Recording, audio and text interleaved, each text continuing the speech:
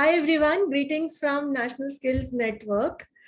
I'm very happy to introduce the guest today, who's the Principal Lead Program Development, HR, Admin and Infrastructure from Tata STRIVE. This is Mr. Mohit Deshpande. Let's meet him and learn more about multiple facets of skill development, not exactly from the training perspective, but from what we can say as the HR admin infra kind of a perspective, so that it helps us to learn more about how the programs are implemented, from the HR side, and also the kind of recruitment, the rules, regulations, trainings, and so many other things. So welcome to this talk, Mr. Mohit. So glad to have you today. Yeah, thanks, Madhuri, for having me here. Glad to meet all of you. Thank you. Thank you. Like I just said, it's not just the HR, but HR admin, it's like multiple roles that he's been handling at Tata STRIVE. So I'm sure he'll be able to tell us a bit about starting with, the HR domain. I'm sure, Mohit, it's been an exciting journey for you at Tata STRIVE. How do you perceive, how do you understand this entire domain today? Because I'm sure our audience would like to know what is the key difference. Let's say I apply for a job in a software company, or I apply for a job in Tata STRIVE. I'm applying for a job in Tata STRIVE because I would like to contribute to this sector, which is development sector, social sector, non-profit. So can you tell us a bit more about this? Yeah, sure, Madhuri. So the most exciting part is that you're working towards creating a better livelihood for the individuals who are not only talented, but unfortunately they lack opportunities. There is no dearth of talent there, but they do lack opportunities. And vocational training, which is linked to relevant industry practices, helps the learner to visualize the job, and then prepare them for its challenges. At the same time, it also create aspiration in their minds about the future growth, which is very important, because most of the time they do not know what are the career opportunities which are lying ahead. Similarly, when we talk about entrepreneurship, it also opens up various avenues for the youth that creates sustainable business practices for themselves, and they also create job opportunities for so many others. And that's how it works. And skilling is one of the most important nation building activity, I believe, from a sustainability and impact perspective. So I feel proud to work in this area and create opportunities for so many people. Yeah, so maybe you can tell us a bit more now about, let's say you advertise for jobs in Tata STRIVE, and then you get a lot of responses. In fact, when we share these job openings, we have seen humongous response to the advertisement. So there is a lot of, interest and enthusiasm among people, to apply and get into this sector. Now, from Tata STRIVE, how do you ensure that there is proper training for these people in terms of orientation? Because like you just said, this is a different sector. And then later, how do you keep them engaged, and then help them achieve their goals and performance, and ensure that there isn't much attrition, I would say? Yeah. So in fact, the overall response to the job postings have been very, very encouraging. We hire people from different domains, ranging from partnerships to facilitation, across various domains and trainings we do provide. While we are able to source potential employees in different domains, there are few challenges which we have been facing recently, especially in hiring people in digital domain courses. For example, cyber security, or a full stack developer, or which actually has a huge demand in the industry, wherein the practitioners are getting paid a handsome amount. We are finding sort of a short supply in terms of facilitation in these domains. Also, there are domains which are like niche domains. For example, we have recently taken up a course in modular furniture. So it's a very typical different kind of a course. For such niche skills, we do find difficult to get people who has a perfect blend of facilitation as well as industry experience. Mhm. Also, what I have seen is places which are remotely located, like Manipur or Rajasthan, Chanderia or Minnapur in West Bengal. These places we do have demands, we do have projects, but at times right kind of person, suitable candidates are difficult to come by. Hmm. So that is where we want to somehow need to get more traction. Yeah. Thank you for informing about this. And also, I think we would like to tell our audience a little more about your facilitation or facilitator's role, which is quite different from a trainer's role. And in case our audience is interested to learn more about what exactly facilitator's role is at Tata Strive, please go to our website and check out the articles, the interviews we have done so far with few of the facilitators. It's a very exciting domain. It's not just training, but it's really facilitation. So what Mr. Mohit is saying is there will be a difficulty, like you said, because you're looking for a combination of industry as well as, training and other skills, right? Industry knowledge and skills together. So now connected with this is my next point, which I would like to know more about. When these candidates apply, like we just said, this sector is a little bit different.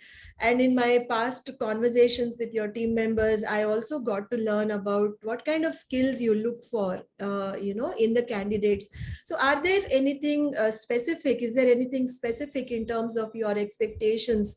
Let's assume people are applying, and when they watch this conversation, perhaps it should help them also to prepare to be a part of Tata Strive maybe in future. Yeah, so thanks for asking this question, because this is something HR guys need to get it right at all times. Mm-hmm. So while domain expertise is important, to understand and deliver the quality training, which is non-negotiable, Yeah. we majorly look for 5 behavioral competencies, which we believe are must to achieve our goals. Let me just spell out for you, because that is something we have been propagating, cascading to all our employees and potential employees. The most important is the stakeholder management. Mm-hmm. Agility in today's time is absolutely must. Solution mindset is something we definitely want to look for. Delivery excellence and efficiency. These are the 5 parameters, behavioral competencies, which we typically look for in the candidate. Apart from these competencies at senior levels, we also look for something which is very important after COVID, is empathy and influencing skills. Right. While hiring, we give emphasis to, join us to be part of a mission and with the philosophy of purpose over profit. Because I feel if one is looking only for commercial gains, then perhaps development sector is not the best industry for them. I mean, this is my personal view. People may differ, but Okay. Yeah, that could be true, because when we look at, job openings coming from this sector, development sector, social sector, non-profit sectors, it's very clearly written that you have to be ready to get a pay cut, so I guess, when it is already mentioned, because like I said, I'm referring to few other job openings that we see. I guess those who are prepared to do this perhaps would want to take that first step, right? But then after that also, like you said, you are looking for specific skills and competencies, which mostly post COVID, like you said, empathy, and these are influencing, power of influencing, and perhaps many other skills, that are connected with this. So that's really nice to know. And I hope, these 5 points really get detailed out, because we are also going to put up this interview on our website, and we are going to highlight these 5 points which you just mentioned. So now coming to the roles, like the job roles of trainers, mobilizers, managers, etc. Did you also, do any kind of a study from Tata Strive, from your team, about something like a career path or a career aspiration for these people? And how do you present this to the candidates when you show them this aspirational path? yeah. So there are different streams wherein individual can grow. If I just take a example of operations, wherein most of the people count exist, because operations is the most heaviest, wherein maximum people exist. So in operations, there are several roles ranging from the starting roles like mobilization, and then there are facilitator role, which you talked about in detail. Uh, Facilitator eventually can graduate to a project manager or a center manager. If team management and target orientation is something which is exciting for an individual, they can take up leadership role in operations, which are cluster managers or the uh, regional level roles. Also, there is a lot of thrust on having placement team in place.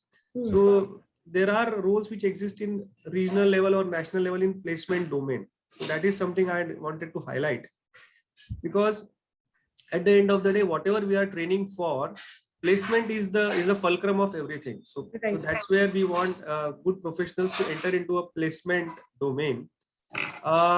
If you talk about somebody who wants to grow into a want to grow as a subject matter expert, then they can become a content writer or quality assessors, or they can be specialist facilitator who can train facilitators in turn with the experience with them. They can train facilitators. Then we have roles in talent development, wherein you can be part of training for internal employees, which is a huge domain. Apart from this, there are several niche role in development sector which I see, which is into M&E or instructional designer or data analytics. So these are the roles one can aspire for. And of course, there are roles in technology, in HR, admin, program development, infra, which do exist. So depending on individual interest, they can choose. And definitely, while you talked about pay cut, we do not expect people to come on a pay cut, but yeah, we want them to join us happily and stay for a longer time. That's the expectation we definitely have. That's very nice to know, because what I was sharing was the common perception. Because when we see these jobs being advertised, they put it up upfront, and I think that also doesn't make it very aspirational for somebody who's really passionate about it, because nobody would want to compromise on something and then take up a job. I agree with you 100%, because we don't do that. Yeah. What we believe is, person, whenever they are signing up, should sign up with complete conviction.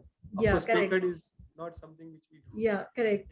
Yeah, so that's really nice to hear that you have considered these aspects, which are very, very important for performance and for a long-term engagement with the employee. And also, the way you have described the roles looks like there are many aspirational career paths for people.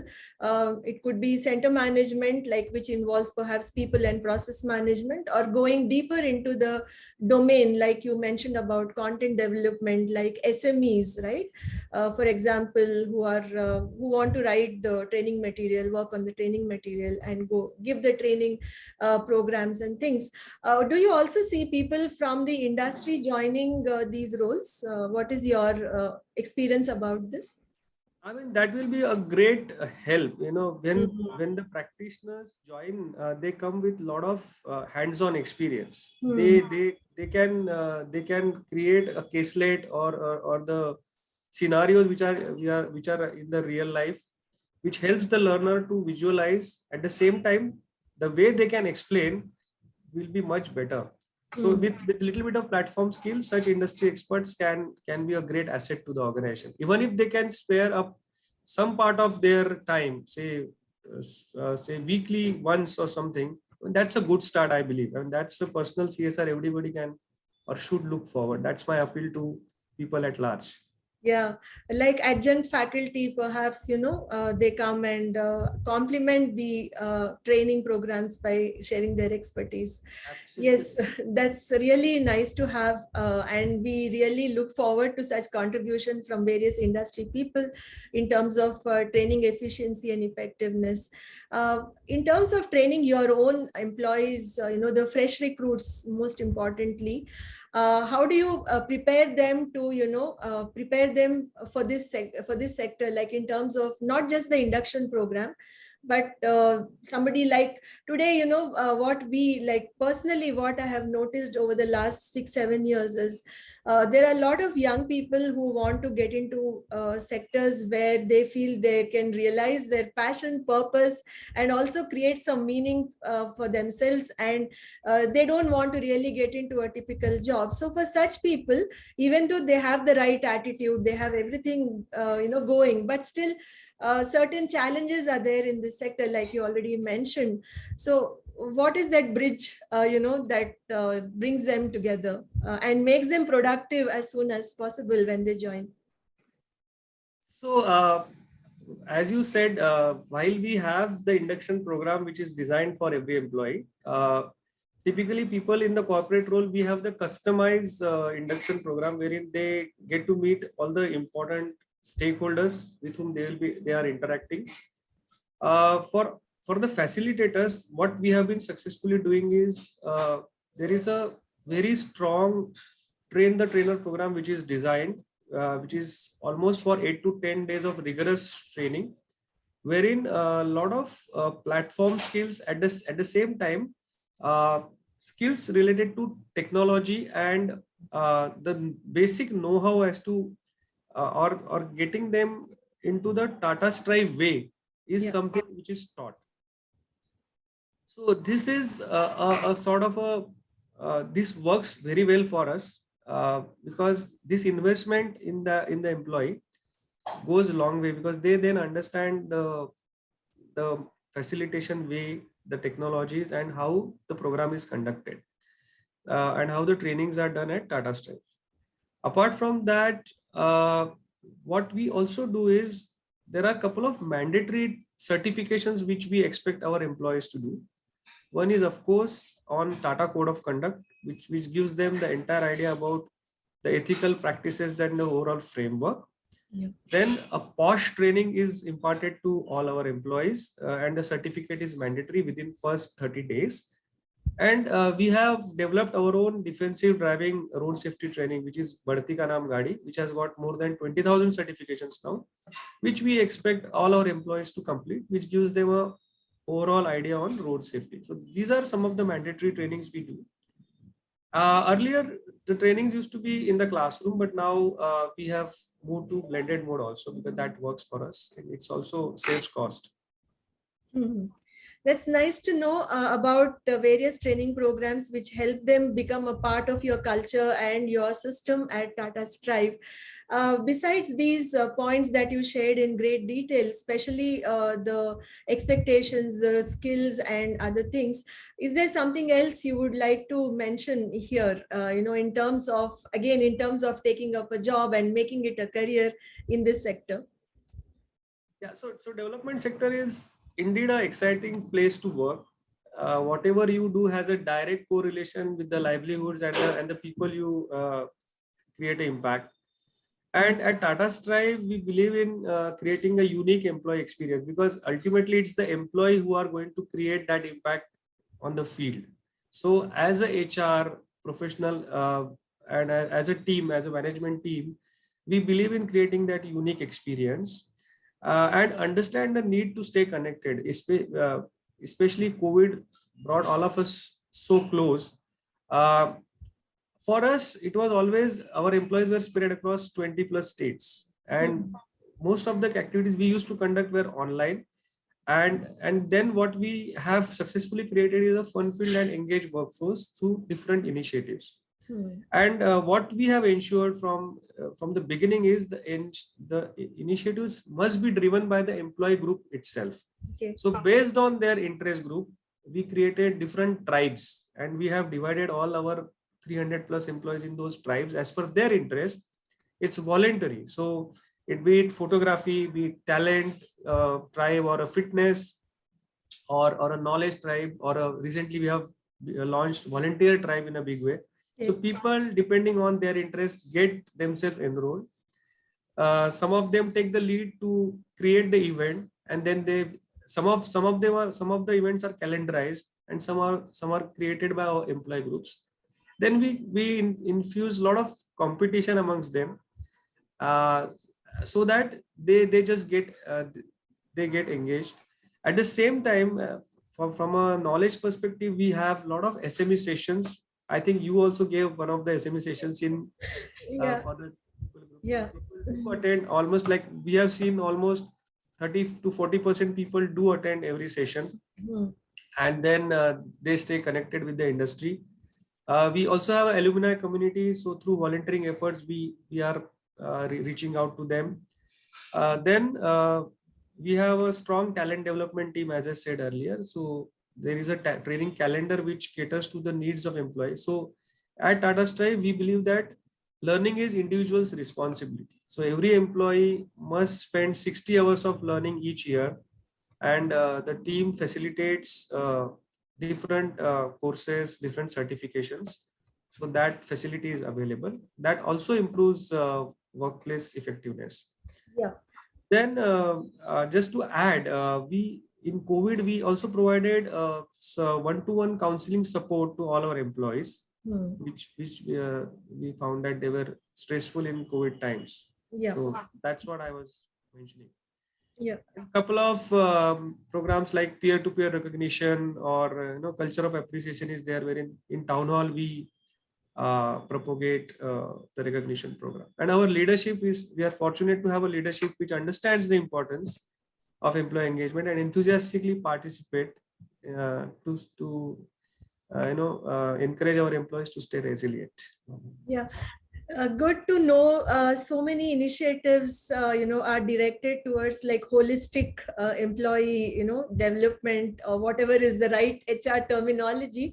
Yeah, and also I think this is also giving them chances, like you mentioned a very important word about learning, continuous learning, lifelong learning, as we say, which I think when you're on the job, it is more like upskilling and reskilling, as we call it. So I'm sure even those opportunities get provided to the employees. So Mr. Mohit, thank you so much for sharing all these details, and also the entire story about what really happens at the back end when you're recruiting people and creating a team, for effective implementation of various skill development programs at Tata Strive. Thank you. Thank you so much for having me here. Thanks a lot, Madhuri.